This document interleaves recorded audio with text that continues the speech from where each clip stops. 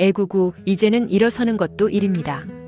무릎에선 뚝뚝 소리가 나고 허리는 펴지지도 않네요. 올해는 정말 몸이 예전 같지 않아서 시장도 딱 필요한 것만 보려고 했습니다. 그런데 막상 시장통 들어가면 그게 맘처럼 되나요? 노점에 쌓인 싱싱한 나물을 보면 우리 딸내미 얼굴이 떠오르고 큼직한 소고기를 보면 우리 아들놈 입에 넣어주고 싶은 생각뿐입니다. 결국 양손 가득 장바구니를 들고 집에 와서 꼬박 사흘을 부엌에 서 있었습니다. 기름 냄새가 코에 배어 밥 생각은 진작에 달아났고 뜨거운 불 앞에서 전을 부치다 보면 이마엔 땀방울이 송골송골 맺힙니다. 다리가 퉁퉁 부어올라 코끼리 다리가 돼도 노릇노릇하게 익어가는 전들을 보면 신기하게도 힘든 줄을 몰랐습니다. 드디어 명절 당일 오랜만에 본 자식들 얼굴은 왜 그리 반가운지 모르겠습니다. 엄마, 힘들게 뭘 이렇게 많이 했어? 아들은 말로는 타박해도 젓가락질 바쁘게 움직이고 며느리는 옆에서 맛있다고 연신 칭찬을 해대니 그간의 고생이 눈 녹듯 사라지더군요. 그래, 이 맛에 명절 쇠는 거지 싶었습니다. 하지만 이별의 시간은 금방입니다. 떠나는 자식들 손에 미리 준비해둔 검은 봉지들을 억지로 쥐어줬습니다. 엄마, 우리 집에 음식 많아. 제발 그만 좀 싸줘. 딸은 짜증 섞인 목소리로 손사래를 쳤지만 저는 못 들은 척 차 뒷좌석에 꾹꾹 밀어 넣었습니다. 차가 멀어질 때까지 손을 흔들며 서 있는데 마음 한구석이 든든하면서도 한편으론 텅 빈 것 같더군요.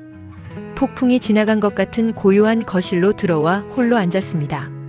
집안 곳곳에 남은 기름 냄새와 자식들이 남긴 온기를 느끼며 멍하니 앉아있다 보니 그제야 온몸에 통증이 몰려옵니다. 허리는 끊어질 것 같고 손가락 마디마디가 쑤셔오지만 냉장고 한 칸이 비워진 만큼 자식들 배가 찼을 거라 생각하니 혼자 픽 웃음이 납니다. 그래, 너희만 잘 먹고 잘 살면 됐다. 애미는 이거면 충분하다.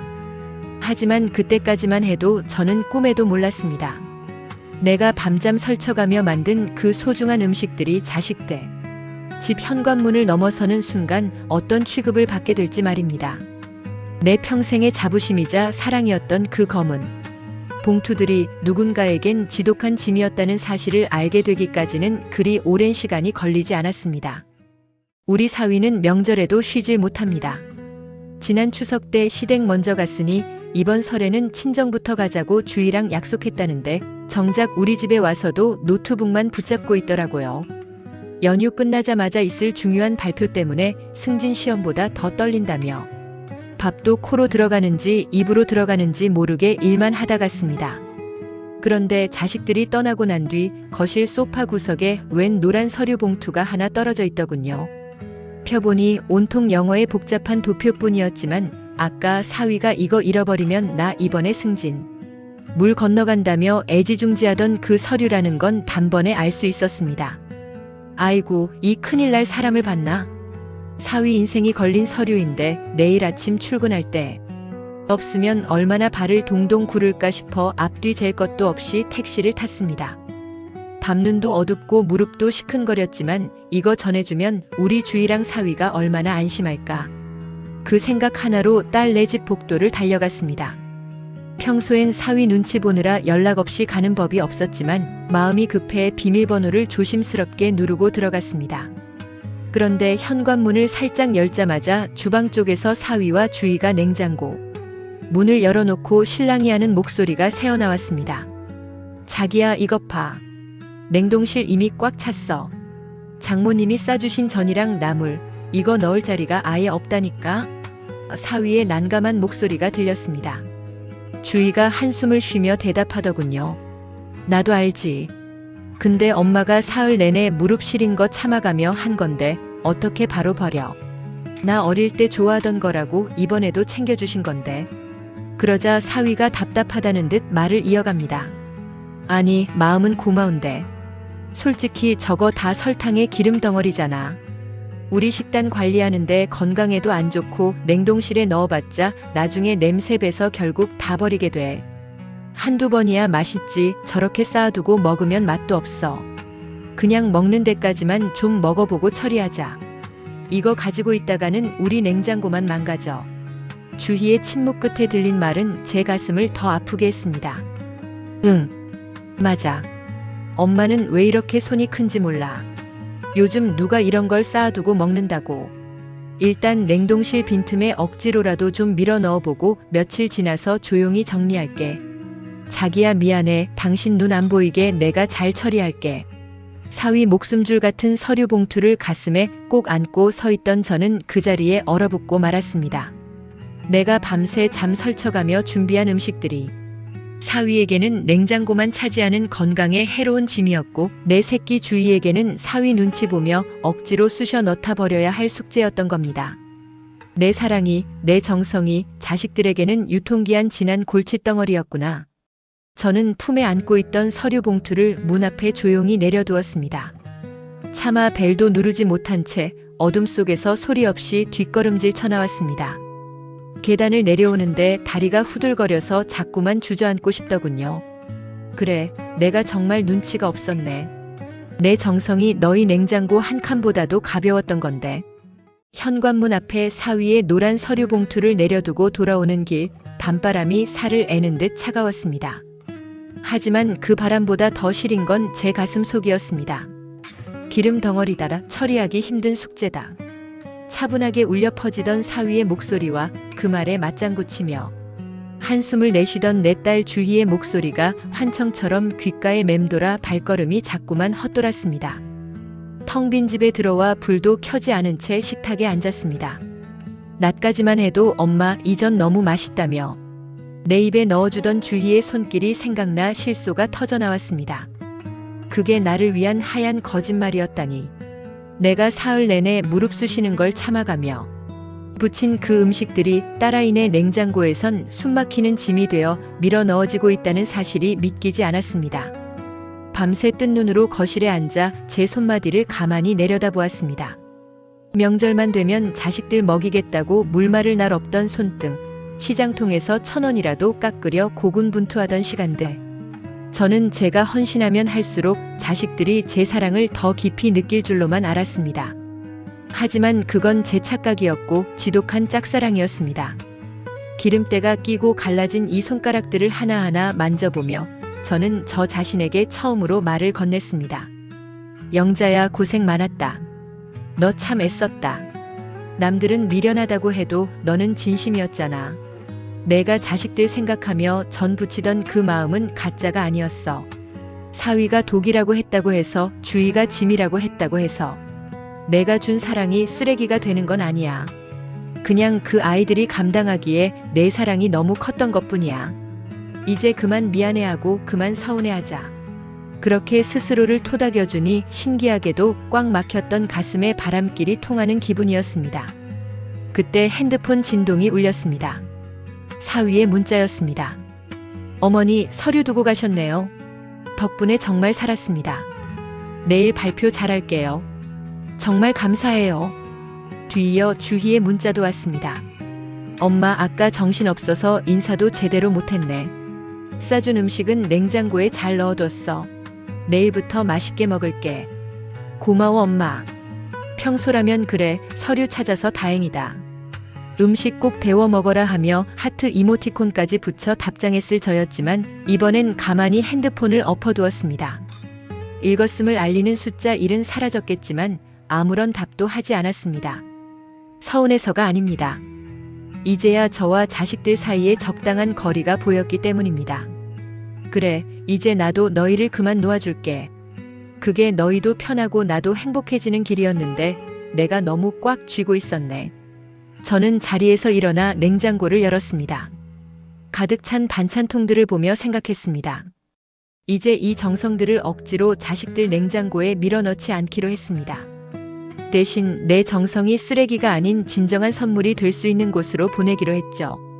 내일부터는 명절이라고 해서 며칠씩 기름 냄새 맡으며 전을 부치지 않을 겁니다.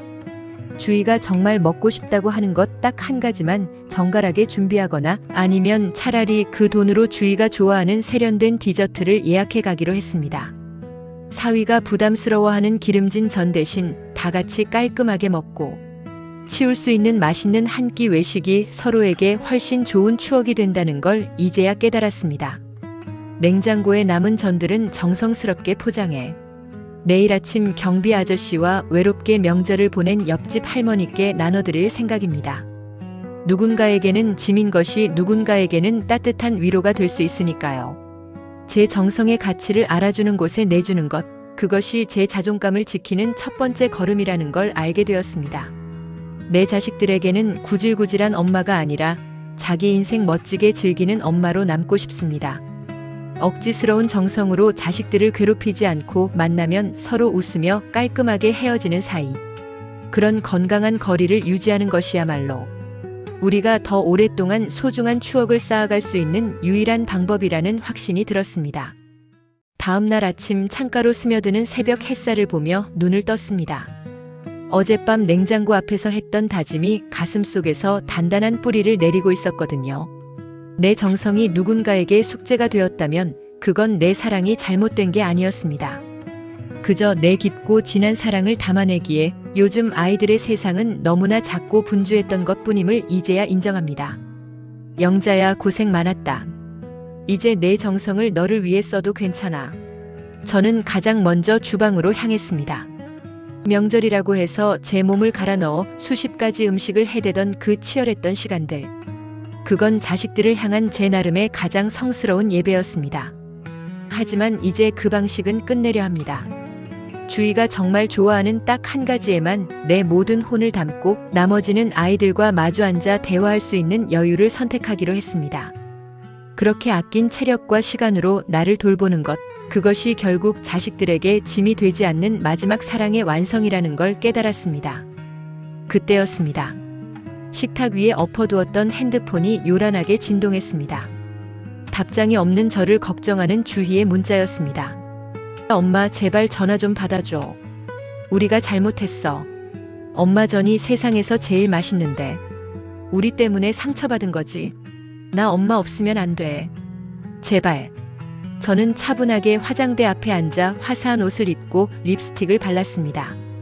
그리고 떨리는 손으로 하지만 단호하게 답장을 적어 내려갔습니다. 주희야, 엄마 괜찮다.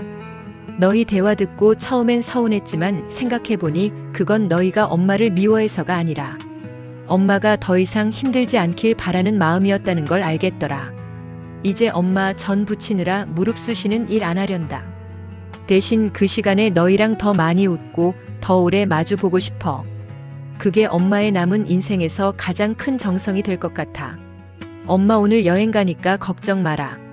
너희도 오늘 하루는 서로 더 많이 아껴주렴. 사랑한다. 전송 버튼을 누르자 가슴속을 짓누르던 바위가 사라진 듯 시원했습니다. 1시간 뒤 주희에게서 영상 메시지가 도착했습니다. 화면 속 주희는 눈시울이 붉어진 채 사위의 손을 꼭 잡고 있었습니다. 엄마, 미안해. 명절 끝나고 엄마 손목에 파스 냄새. 진동했던 거 알면서도 그게 엄마의 훈장인 줄로만 알고 철없이 받아먹기만 했어.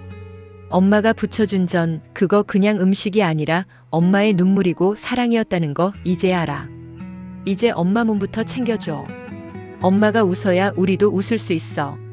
여행 잘 다녀와 엄마. 정말 사랑해. 아이들의 사과에 참았던 눈물이 왈칵 쏟아졌습니다. 제 평생의 헌신이 비로소 감사와 존경으로 돌아왔다는 안도감 때문이었습니다. 자식들은 부모의 희생을 당연하게 여기지 않는 표현이 필요하고 부모는 나를 상해가며 정성을 쏟는 것보다 내가 건강하고 행복한 모습을 보여주는 것이 자식들에게 더 큰 평안임을 알아야 합니다. 서로의 고단함을 헤아려주는 이 따뜻한 거리. 이것이야말로 우리가 그토록 바랐던 진짜 가족의 모습이 아닐까요? 햇살 아래 반짝이는 여행 가방을 들고 길을 나서는 제 발걸음이 오늘따라 참 가볍습니다. 영자야, 참 잘 살았다. 이제야 우리 가족 모두가 진짜로 행복해지는 법을 찾았구나. 명절이 끝나고 난 뒤 어머니의 손목에 감긴 두꺼운 파스 한 장을 본 적이 있나요? 그건 자식 하나라도 더 먹이고 싶어 당신의 온몸을 다 바친 숭고한 헌신이었습니다. 어머니, 아버지, 당신들의 그 지독했던 사랑은 결코 헛되지 않았습니다. 우리는 그 정성을 먹고 자라 이제야 당신들의 고단했던 뒷모습을 봅니다. 이 세상의 모든 부모님, 당신들의 거친 손마디에 담긴 그 깊은 뜻을 잊지 않겠습니다. 이제는 자식의 이름이 아닌 당신의 이름으로 마음껏 행복해지세요. 평생의 그 고귀한 희생에 머리 숙여 깊은 존경과 감사를 드립니다.